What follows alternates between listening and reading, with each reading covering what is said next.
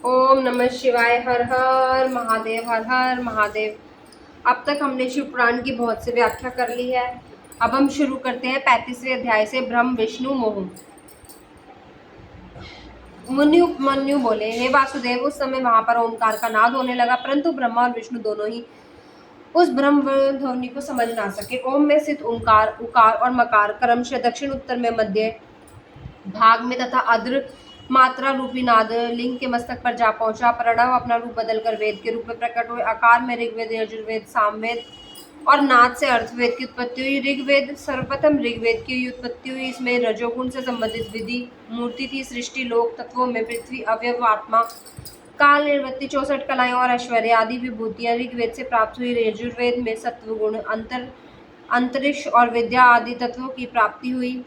सामवेद से तमोगुणी रुद्र मूर्ति एवं संहारक वस्तुएं उत्पन्न हुई। अर्थवेद में निर्गुण आत्मा का वैभव, माहेश्वरी, सदाशिव, निर्विकार आत्माओं का स्थिति का वर्णन है। नाद मेरी आत्मा है, समस्त विश्व ओमकार के अर्थ का सूचक है। ओम शिव शब्द शिव का वाचक है। शिव और प्रणव में कोई अंतर नहीं है। संसार के रचनाकर्ता ब्रह्म, रक्षक विष्णु और संहारक रुद्र है। रुद्र ही ब्रह्म विष्णु को नियंत्रण में रखते हैं। वे ही शिव सब कारणों के कारण हैं। आप दोनों बिना बात पे ही एक दूसरे के दुश्मन बने हुए हैं, इसलिए मैं आपके बीच में शिवलिंग के रूप में उत्पन्न हुआ हूँ। यह सुनकर ब्रह्मा और विष्णु दोनों का अभिमान टूट गया और वे भगवान शिव से बोले, ईश्वर, आपने हमें चरण कमलों के दर्शन का सुअवसर प्रदान करा, हम धन्य हैं, हमारा अपराध क्षमा करें। तब भगवान शिव बोले, हे पुत्रों, तुम दोनों अभिमानी हो गए थे, इसलिए मुझे यहाँ लिंग के रूप में प्रकट होना पड़ा। तब अपना अभिमान त्याग कर सृष्टि के कार्यों को पूरा करने में योगदान दें। 36वां अध्याय, शिवलिंग प्रतिष्ठा विधि। श्री कृष्ण बोले, हे मुनिवर, आपने मुझ पर कृपा करके अद्भुत कथा को जो मुझे सुनाया है, अब आप लिंग और वेदी की प्रतिष्ठा की विधि भी बताइए। यह सुनकर उपमन्यु बोले, हे कृष्ण, शुक्ल पक्ष में शिव शास्त्र के अनुसार शिवलिंग का निर्माण कराएं। गणेश जी का पूजन कर लिंग को स्नान करने के लिए ले जाएं। 5 स्थान पर मिट्टी, गोबर, पंचमेव शिवलिंग से स्नान कराएं। मंत्रोच्चारण करते हुए लिंग का जल में अधिवास करें।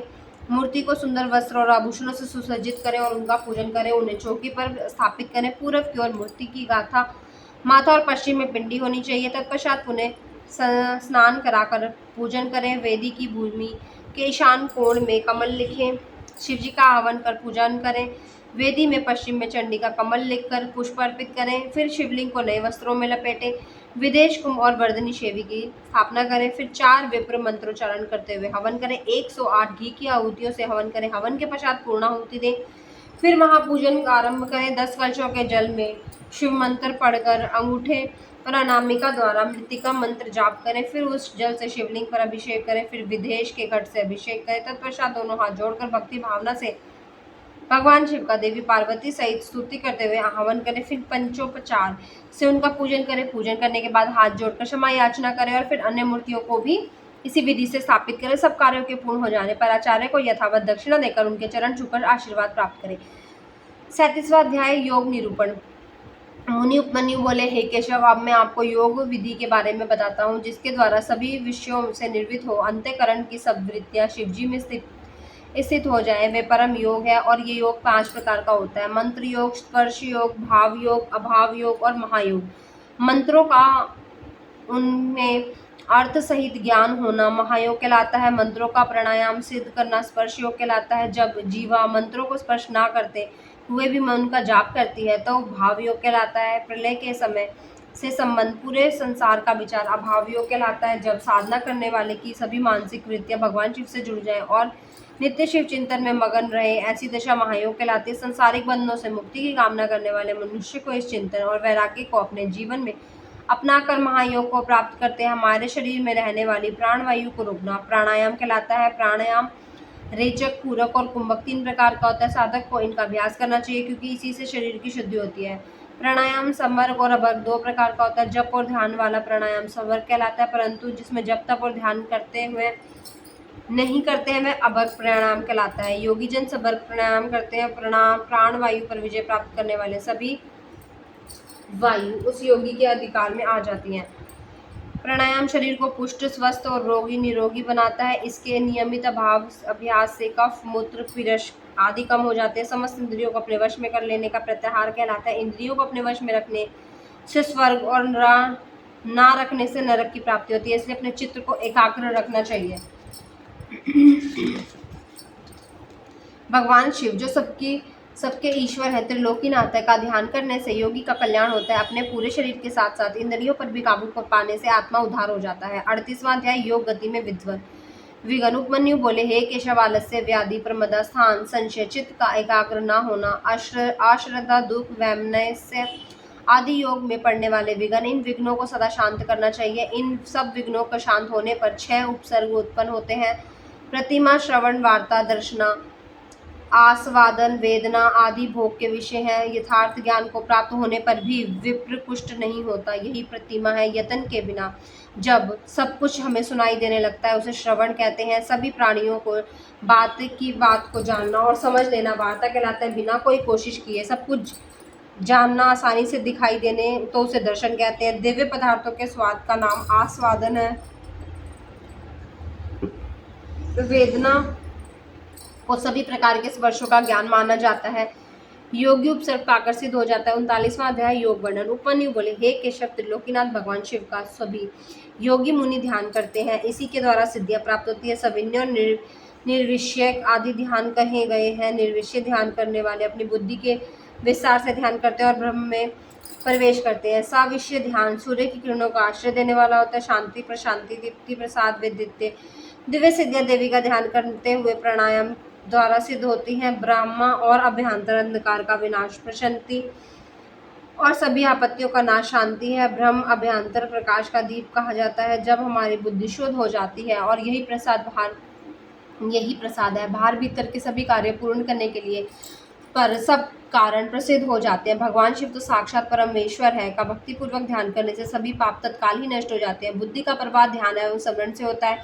समस्त ऐश्वर्य, अणिमा आदि सिद्धियां एवं मुक्ति भगवान शिव का स्मरण एवं ध्यान करना से ही मिलती है। देवादिदेव महादेव जी का ध्यान मोक्ष प्रदान करने वाला है, इसलिए ज्ञानी मनुष्य को शिव ध्यान एवं स्मरण करना आवश्यक है। ज्ञान योगों से बढ़कर फल देने वाला होता है। महायोग सिद्ध कर लोक हित और लोक कल्याण हेतु लोक भ्रमण करते हैं। वे विषय वासना को तुच्छ मानते हैं और सब इच्छाओं को त्याग कर वैराग्य ले लेते हैं। वे शिव शास्त्रों को वर्णित विधि के अनुसार अपनी देह का त्याग कर देते हैं, इससे इन्हें मुक्ति प्राप्त हो जाती है। भगवान शिव में अगाध भक्ति और श्रद्धा रखने वाले ज्ञानी मनुष्य को इस संसारिक मोह माया से मुक्ति मिल जाती है और वे जन्म मरण के चक्कर से मुक्त होकर परम शिव धाम को प्राप्त कर लेते हैं। 40वां अध्याय मुनियों का नैमिषारण्य गमन। सूत जी बोले, हे मुनियों, महर्षि उपमन्यु ने भगवान श्री कृष्ण के ज्ञान योग का उपदेश दिया है। वही उपदेश वायुदेव ने ऋषिगणों को सुनाया था, जिससे सुनकर वे बहुत हर्षित हुए थे। प्रातःकाल होने पर नैमिष तीर्थ में निवास करने वाले मुनिजन यज्ञात स्नान के लिए परम पवित्र नदी को ढूंढने लगे। उस समय ब्रह्मा जी की आज्ञा से परम पवित्र सरस्वती नदी वहां बहने लगी। सब ऋषिगणों ने वहां यज्ञांत स्नान कर संध्या पितृ तर्पण किया और वहां से काशी के लिए निकल पड़े। काशी पहुंचकर उन्होंने पतित पावनी भागीरथी गंगा में स्नान करा एवं बाबा विश्वनाथ के दर्शन करके विधि पूर्वक पूजन करा। काशी से वो चल पड़े। रास्ते में उन्हें एक अद्भुत दिव्य प्रकाश और चारों ओर फैला दिखाई दिया, जिसमें पशुपात वर्त की सिद्धियां प्राप्त भस्मधारी मुनिजन विलीन हो रहे थे। फिर शीघ्र ही वह तेज में भी विलीन हो गया। यह देखकर नैमिषारण्य के सभी मुनिजन ब्रह्मा जी से मिलने ब्रह्मलोक चल पड़े और वहां पहुंचकर उन्होंने ब्रह्मा जी को प्रणाम करा, उनकी स्तुति करी। मुनीश्वर बोले, हे जगत पिता ब्रह्मा जी, वायुदेव ज्ञानोपदेश देकर वहां से चले गए। तब हमने सबने यज्ञ कर यज्ञात स्नान से निर्वित हो काशी नगरी को और प्रस्थान करा। वहां गंगा में स्नान करके बाबा विश्वनाथ के दर्शन किए। वहां हमें एक अद्भुत तेज के दर्शन हुए और उस तेज में अनेक तपस्वी विलीन हो रहे थे। कुछ समय पश्चात वहां तेज स्वयं विलीन हो गया। उसे देखकर बहुत आश्चर्य हुआ। भगवान वह क्या था? ऋषिगणों के प्रश्न को सुनकर ब्रह्मा जी बोले, हे ऋषिगणों, आपने बहुत समय यज्ञ करके देवादिदेव भगवान शिव को प्रसन्न करा है। उस दिव्य तेज के में प्रवेश करने वाले पशुपात व्रतधारी मुनि थे। उसके ही दर्शन का यही अर्थ है कि आपको शीघ्र ही दिव्य लोक की प्राप्ति होने वाली है, इसलिए आप मोक्ष प्राप्त करते हेतु पशुपत व्रत धारण करें। अब आप यहाँ से सुमेरु पर्वत पर चले जाएं। वहाँ सनत कुमार जी आपके आगमन की प्रतीक्षा कर रहे हैं। वे पूर्व में अपने अहंकार के कारण मिले शाप से मुक्ति पाने के लिए वहाँ तपस्या कर रहे हैं। वहाँ उन्हें ज्ञान प्राप्त होगा। 41वां अध्याय मुनियों का मोक्ष। सूत जी बोले, हे मुनिवर, ब्रह्मा जी के वचन सुनकर ऋषिगण उन्हें प्रणाम करके सुमेरु पर्वत पर चले गए। वहां उन्होंने पर्वत शिखर का एक सुंदर तालाब की दिशा में तपस्या करते हुए सनत कुमार जी को देखा। मुनि उन्हें प्रणाम करके उनके पास बैठ गए और सनत कुमार जी ने आंखें खोलकर उनके पास बैठे मुनियों को देखकर उनसे प्रश्न किया, हे ऋषिवर, आप कौन हैं, यहाँ क्या कर रहे हैं? यह सुनकर ऋषिगणों ने उन्हें सारी बातें बता दी। उसी समय नंदीश्वर भी वहां आ गए। नंदीश्वर को अपने सामने पाकर सभी मुनियों और सनत कुमार जी से आसन से उठकर उन्हें दंडवत प्रणाम करा और हाथ जोड़कर प्रणाम करने लगे। सनत कुमार जी बोले, हे नंदीश्वर, इन मुनियों ने जो भी नैमिषारण्य में निवास करते हैं 10,000 वर्षों तक यज्ञ करा। उस महायज्ञ के समाप्त होने पर ब्रह्मा जी ने इन्हें आपकी शरण में भेजा है। आप इनका कल्याण करें और इन्हें दिव्य अद्भुत ज्ञान प्रदान करें। सनत कुमार जी के ऐसे वचन सुनकर नंदीश्वर ने अपनी कृपा दृष्टि ऋषिगणों पर कर दी और नंदीश्वर ने परम दिव्य शिव तत्व का उपदेश इन्हें दिया। तब उपदेश देकर वे बोले, हे, यह परम ज्ञान धर्म अर्थ काम और मोक्ष सभी प्रदान करने वाले हैं। अब आप मुझे जाने की आज्ञा प्रदान करें। यह कहकर नंदीश्वर वहां से चले गए और इसके पश्चात सभी ऋषिगण प्रयाग तीर्थ पर चले गए और वहां उन्होंने अपना महान योग पूरा करा और योग पूर्ण होने पर उन्हें यह ज्ञात हुआ कि कलयुग आ रहा है। यह देखकर वे नैमिषारण्य मुनि काशी चले गए। वहां मुक्ति की कामना करते हुए उन्होंने पाशुपत व्रत धारण करा। उनकी सिद्धि सफल हुई और वे शिव पद को प्राप्त हुए। श्री व्यास जी बोले, इस कारण यह शिव पुराण पूर्ण हुआ। इस शिव पुराण को आदरपूर्वक पढ़ने और सुनने से सभी पाप नष्ट हो जाते हैं। इसे प्रथम बार पढ़ने या सुनने से सारे पाप भस्म हो जाते हैं। दोबारा श्रवण से भक्तिहीन को भक्ति व भगत को भक्ति की समृद्धि प्राप्त होती है। तीसरी बार श्रवण करने से मुक्ति मिल जाती है। अपनी मनोकामना पूर्ण करने हेतु इसका 5 बार पाठ करना चाहिए। प्राचीन काल में शिव पुराण का 7 बार पाठ कर अनेक राजाओं, ब्राह्मणों और वैश्यों ने साक्षात शिव के दर्शन किए। इस पवित्र ग्रंथ को भक्ति पूर्वक सुनने वाला मनुष्य संसार में सभी सुखों को भोगकर मोक्ष को प्राप्त कर लेता है। शिव पुराण भगवान शिव को बहुत प्रिय है। यह वेदों के समान भोग और मोक्ष को देने वाला है। शिव पुराण का पाठ करने वाले मनुष्यों पर देवादिदेव महादेव की सदा कृपा दृष्टि बनी रहती है। वे सदा सबका कल्याण करते हैं। श्री वायवई संहिता संपूर्ण, शिव पुराण संपूर्ण। ओम नमः शिवाय। सभी भक्तों को, जैसा कि हमने सावन के महीने में कहा था कि हम पूरा शिव पुराण पढ़ लेंगे, तो हमने शिव पुराण को संपूर्ण कर दिया। अब कल हम शिव चालीसा पढ़ेंगे। तब तक के लिए सभी भक्तों को ओम नमः शिवाय। हर हर महादेव, हर हर महादेव।